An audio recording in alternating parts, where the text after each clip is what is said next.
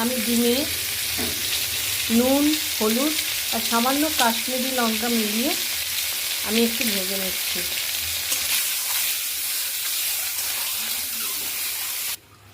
এখানে আমি ডিম ভাজার তেলটা দিয়ে দিয়েছি, আর আমি কিছুটা কাঁচা সর্ষের তেল দিয়ে দিলাম। 3টে কাঁচা লঙ্কা দিলাম, রঙের জন্য একটু কাশ্মীরি লঙ্কা দিলাম, স্বাদ অনুযায়ী একটু নুন দিলাম, আর একটু হলুদ দিলাম। এর মধ্যে আমি ডিমগুলো দিয়ে দিলাম।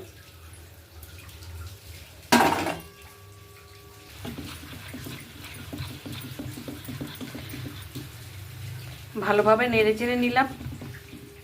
এতে আমি জল বসিয়ে দিয়েছি। এবার ডিমের বাটিটা আমি এখানে বসিয়ে দিলাম। এবার আমি ঢাকা দিয়ে দেবো। এটা এবার ভাপে হতে থাকুক।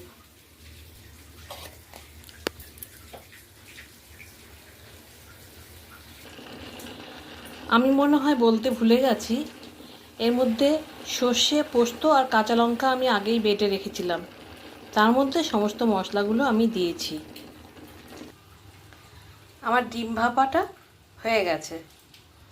এবার আমি সার্ভ করে নেব।